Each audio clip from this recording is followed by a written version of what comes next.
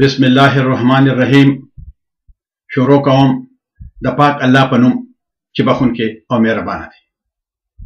ګرانو عزتمندو درنو مشرانو همزولو کشرانو او زړه ته ډېر زیات رانږدې ګلالو ماشومانو د ټولو نه مخکې زه تاسو ټولو ته د لوی افغانستان د غورځنګ ګریټ افغانستان مومنټ له اړخه د زړه د اخلاصه د مینې نه ډک سلامونه، پاکې هیلې او نیکې پیرزوینې وړاندې کوم. ملګرو، د پښتنو د تاریخ په باره کې په تیر شوي ویډیو کې ما تاسو ته د چنګیز خان او د پښتنو په منځ کې چې کومې شخړې راغلې وې په هغې باندې بحث کړی. نو اوس به لږ د هغې نه مخکې لاړ شو. ملګرو، په کومو ورځو کې چې د غلام خاندان په سلسله کې سلطان نصر الدین محمود د هند باچاو او بلبن د هغه وزیر وو، نو په دغه زمانه کې د چغتایي مغولو حملې په لاهور او پنجاب باندې جاری وې. د دې حملو د مدافعت لپاره هندي باچا شیرخان د پنجاب گورنر وټاکلو. شیرخان یو ډېر توریالي او باهمته انسان و. دې توریالي انسان نه صرف د مغولو د حملو مدافعت وکړو، بلکې د افغانستان په ځمکه باندې ورننوت او غزني یې فتح کړه. او تقریبا 40 کاله پسې هلته بیا اسلامي خطبه ولوستله. شیرخان د کابل علاقې د غزني سره وګنډلې، خو د شیرخان د مرګ نه پس بیا دا علاقې د هند د سلطنت نه جدا شوې او د مغولو حملې په هند باندې بیا شروع شوې. خو د سلطان نصر الدین محمود په زمانه کې په غربي افغانستان کې د پښتنو د یوې نوې کورنۍ کرت بادشاهي په هرات کې قایمه شوه. د دې سلسلې بانی شمس الدین کرت نومېدو چې په کال 1245 عیسوي کې په هرات کې خپل اقتدار قایم کړو او خپل ځان ته د ملک خطاب وټاکلو. دا خاندان هم د غور د کورنۍ هم نسل و. د دې کورنۍ حکومت په افغانستان کې د کال 1245 نه تر د کال 1483 پورې و.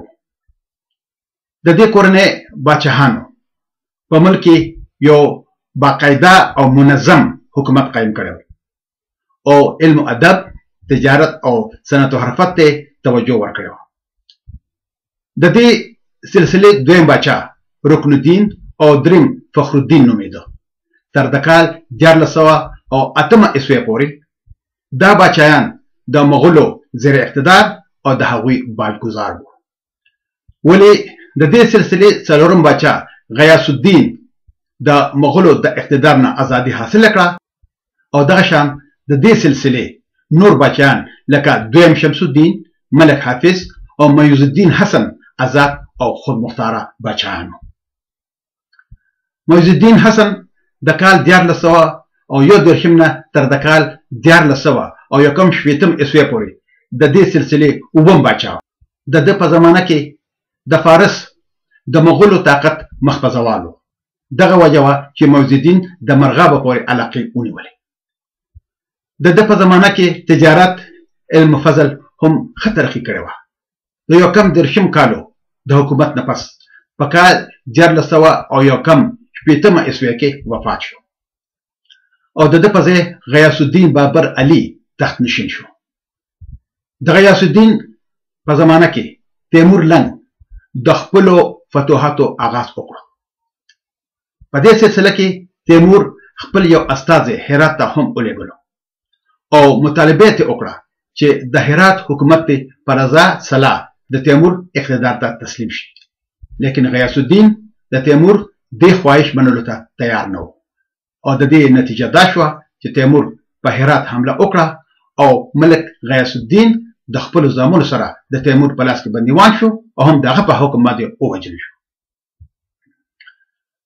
او دغه شان د کورت د کورنۍ خاتمه په کال 1483 کې وشوه او په افغانستان کې د تیمور اقتدار قایم شو. ملګرو، اوس راځئ چې دا وګورو چې دا تیمور څوک و. تیمور په ګوډ تیمور باندې هم مشهور دی. د ترکي قبایلو د برلاس د قبیلې د یو سردار زوی و او په کال 1415 یا په کال 1416 کې په کیش نومې کلي کې چې د سمرقند جنوب ته واقع دی زیږېدلی و. په ترکي ژبه کې د تیمور معنا فولاد دی. د ورکوټوالي نه د سختو سره بلد شوی و. دغه وجه وه چې هیڅ هم ورته ګران نه ښکارېده.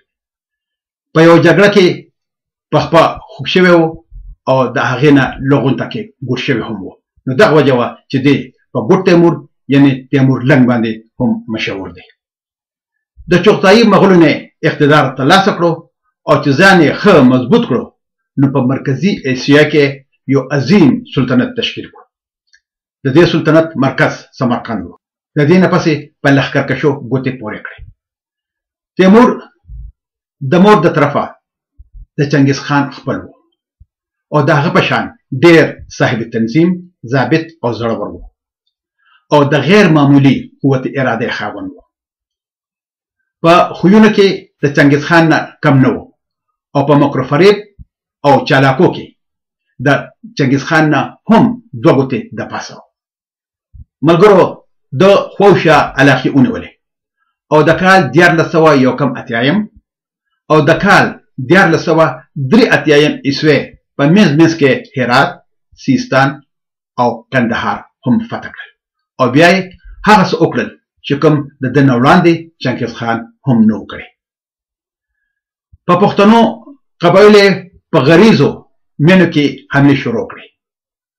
د دوی دا علاقې ولوټلې او دوی خپل ځان ته ایل کړل او چې په کال 1498 عیسوي کې په هندوستان حمله کوله نو د هغه هراول فوزونه په پښتنو قبایلو باندې مشتمل وو. دا پښتانه د خپلو مشرانو لکه ملک سربڼي، ملک بهاءالدین نیازي، ملک خضر سرباڼي او ملک یوسف سرباڼي په سرکردګۍ کې د تیمور ملګري وو. په دغه زمانه کې په هندوستان کې د تغلق خاندان حکومت و. ولی د فیروزشاه نه پس په دې کورنۍ کې د زوال نښې نښانې څرګندې شوې وې. د تیمور د حملې په ورځو کې د دلی په تخت محمود تغلق حکمران و. تیمور د خپل فوز یوه حصه د خپل نوسي پیر محمد په ماتحتیه کې سند ته ولېږله. پیر محمد د تلمبې، ملتان، بټنډې او د بالپور قلاګانې فتح کړې او بیا د تیمور د راتلو پورې اټال شو. د فوز بله حصه تیمور په خپل کمان کې واغشته او د غزني او بنو په لار باندې هنګکوټ نه راووت او په اباسین پورې وته او د بټنډې په مقام خپل نوسي پیر محمد سره یو ځای شو او بیا د هغه ځای نه د دلی په لور باندې روان شو. محمود تغلق د تیمور څخه معمولي شان مقابله وکړه خو خوند یې ونه کړه او ګجرات ته وتښتېد. تیمور په دلی ورننوتو. په دلی کې د تیمور د سپایانو او د ښار د خلکو په څه خبره باندې تکرار وشو. په دې وجه تیمور د قتل عام حکم ورکړو. 3 ورځې او 3 شپې په ښار کې قتل عام جاري و او د وینو رودونه بهېدل. بې حسابه خلک د تیمور د سپاهیانو په تورو قطرې قطرې شول او د دلی ښار تاله واله شو. اخر په ډېره مشکله سره قتل عام بند شو. تیمور د دلی ښار جارو کړو او بیا وطن ته روان شو. د هندوستان په مهم کې تیمور 15 میاشتې تېرې کړې وې. د تیمور په وخت کې د ملتان او لاهور په علاقو کې ډېر پښتانه بالخصوص نیازي او لودي قبایل آباد وو. دې خلکو د تیمور د نوسي پیر محمد سره شدید جنګونه کړي وو. لیکن د ملتان حاکم سید خضر خان د پیر محمد مرسته کړې وه او د هغه اطاعت یې قبول کړی و. ملګرو دغه وجه وه چې تیمور په خپل واپسۍ کې سید خضر د خپل طرف نه د ملتان او د لاهور حاکم مقرر کړ. تیمور په کال 1404 عیسوي کې د چین د فتوحاتو په تکل کې روان شوی و چې د اترار په ښار کې وفات شو. دغه وخت د هغه عمر 80 کاله و. تیمور اگر چې مسلمان و خو د مذهب سره څه خاص دلچسپي نه لرله. ډېر بې رحمه او صفاک انسان و. په هلاکت او تباهۍ کې د چنګیز خان نه کم نه و. د هندوستان د حملې په وخت کې چې دهلي ته نږدې شو نو 1 لک قیدیان چې په مختلف وختونو کې د نیولي وو هغه ووجل. ډېرې عبادتخانې روانې کړې او عالمان هم ووجل. تیمور دا هیله لرله چې سمرقند چې د ده دارالخلافه وه آباد کړي او د دې ارزو په تکمیل کې د هر ځای نه صنعتګران، معماران، د موسیقۍ ماهران او نور فنکاران په سمرقند کې راجمع کړي وو. تیمور د دنیا په لویو فاتحینو کې حسابېږي. د هغه سلطنت د دنیا نه تر دمشقه او د بحر ارال نه تر د خلیج فارس پورې و. د سیاست، تنظیم او د جنگونو د فن ډېر لوی ماهر و. د ده د مرګ نه پس دا وسیع سلطنت د ده په اولاد کې وویشل شو. ملګرو، د تیمور د مرګ نه پس د هغه دویم زوی شاهرخ میرزا د هغه جانشین شو. د پلار په جون کې د خراسان گورنر و. د هرات تهذیب او تمدن په ده باندې ډېر زیات اثر کړی و.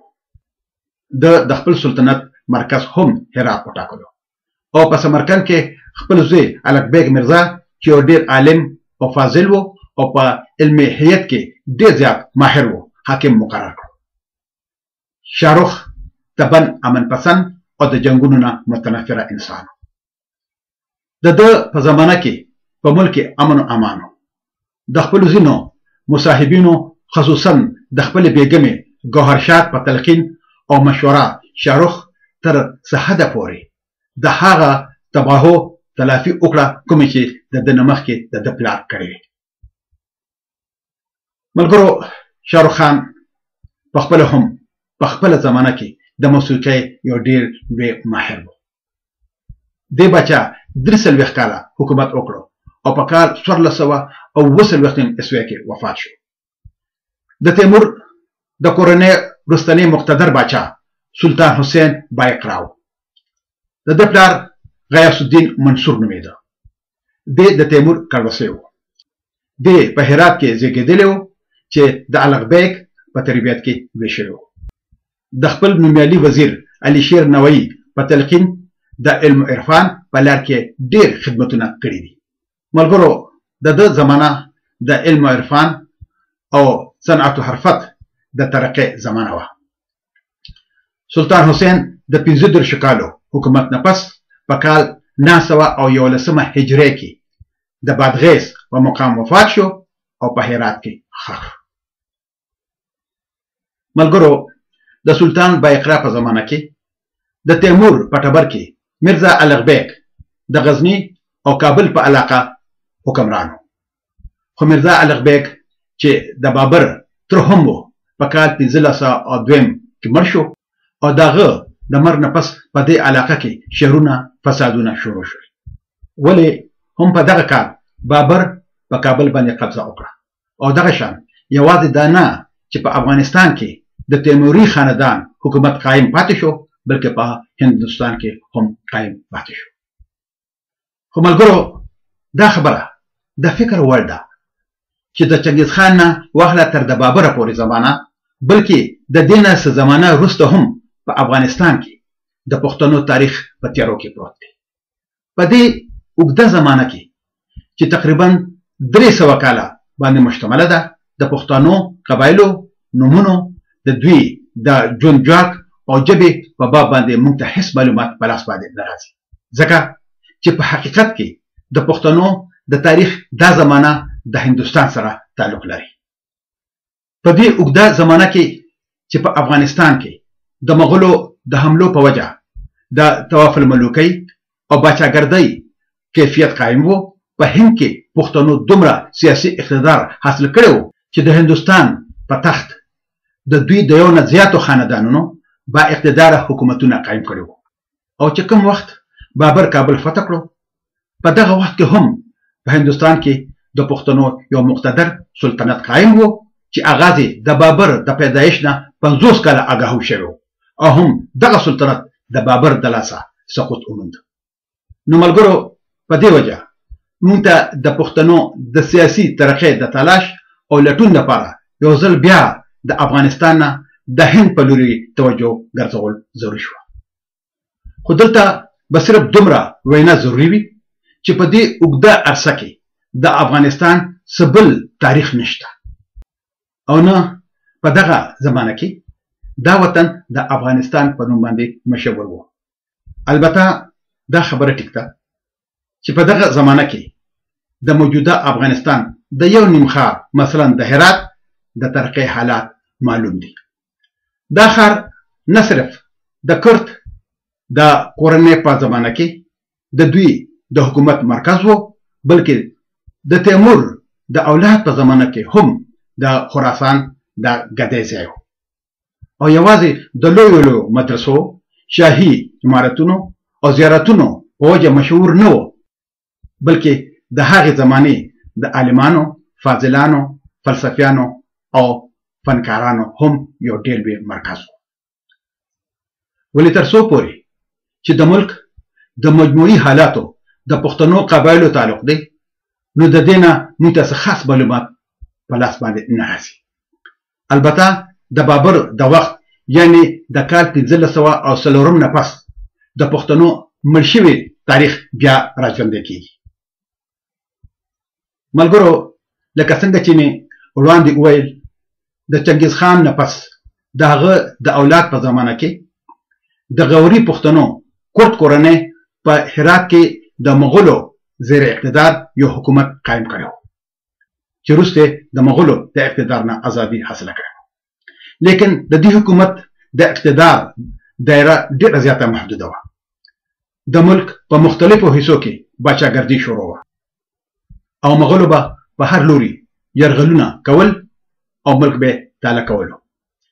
په حقیقت کې په افغانستان کې دا زمانه د مغولو او پښتنو ترمنځ د اوږدو او طویلو شخړو زمانه وه. د دې دواړو قومونو ترمنځ دا شخړې د بابر د وخته پورې جاري وي او د دې نه پس هم د 18مې صدۍ عیسوي تر آغازه پورې په څه نه څه شکل کې دا اختلافات موجود وو. د دې نه پس پښتنو خپل ملک د مغولو د سیاسي اقتدار نه آزاد کړو او د خپل حکومت په تشکیل کې کامیاب شول. ملګرو دا حقیقت دی چې پښتانه قبایل څرنګه په موجوده زمانه کې د افغانستان په مختلفو علاقو کې آباد دي دغه شان د چنګیز خان په زمانه کې هم آباد وو او د چنګیز خان د زمانې نه به وړاندې هم په دې علاقه کې میشته وو.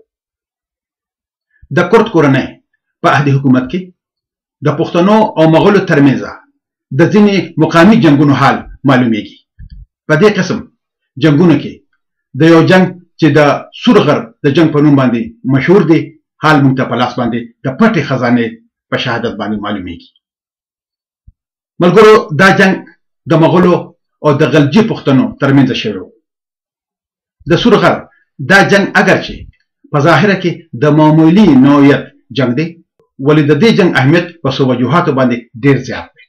یوه وجه دا چې د دې نه د غلجي قبایلو د استوګنې علاقې معلومیږي. غلجي قبایل چې نن ورځ په کومه علاقه کې استوګن دي په 14مه صدۍ کې یعنې د چنګیز خان او د هغه د اولاد په زمانه کې هم تقریبا په دې علاقو کې میشته وو او د دې نه وړاندې به هم په دې علاقو کې استوګن وو. د دې جنګ د اهمیت دویمه وجه دا ده چې د دې جنګ نه موږ ته د هندوستان د خلجیانو د اصل نسل او ژبې په هکله هم رهنمایي حاصلیږي.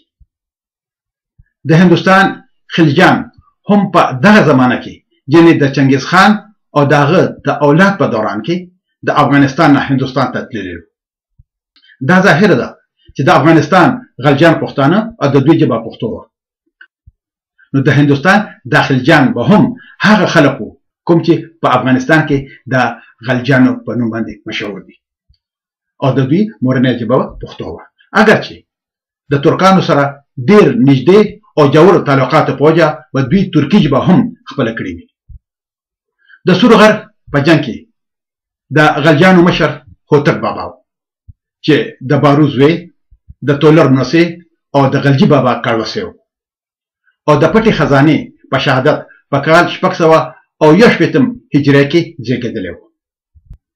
د پټي خزانه د روایت مطابق هوتک بابا چې لوی شوی په افتر کې و د قام مشر و. په دغه زمانه کې مغولو د ارغندو په غاړه لوټ کاوه. افتر، اولان او قلات په تاله کول. د مغولو دا تاختونه هوتک بابا برداشت نکړی شو، نو خپل قبایل راجمع کړل او په سور غره د مغولو سره جنگ وکړ. ملګرو په دې جنگ کې پښتانه کامیاب شو او ډېر زیات مغول یې ووژل. بیا د دې نه پس هم د هوتک بابا او د مغولو په منځ کې جنګونه شوي دي. دا جنګونه د هوتک بابا نه پس د هغه زوی ملکیار بابا ته هم په میراث کې پاتې شوي او شاید چې د هغې نه پس به هم کېدل. هوتک بابا په کال 940 هجري کې د 9 کالو په عمر کې وفات شو. انا لله و انا الیه راجعون. د سور غر په جنگ کې به هوتک بابا دا سندره ویله او خپل شاه زلمي به جنگ ته پارول. په سور غر بل راته نن اور دی، وګړیا جوړ راته پیغور دی، او په کلي کور باندې مغول راغی، هم په غزني هم په کابل راغی. غختلو نن کړی دا موار دی، مغول راغلی په تلوار دی، په پښتونخوا کې ناتار دی، په کلي کور باندې مغول راغی، هم په غزني هم په کابل راغی.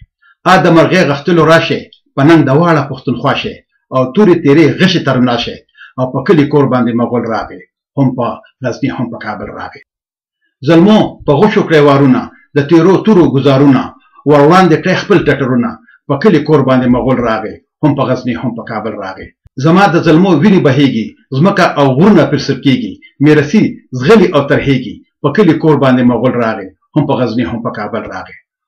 پښتنو هلې په غره جنگ دی، سورغر په وینو د دوی رنګ دی، محال د تورې د ننګ دی، او په کلي کور باندې مغول راغی، هم په غزني هم په کابل راغی.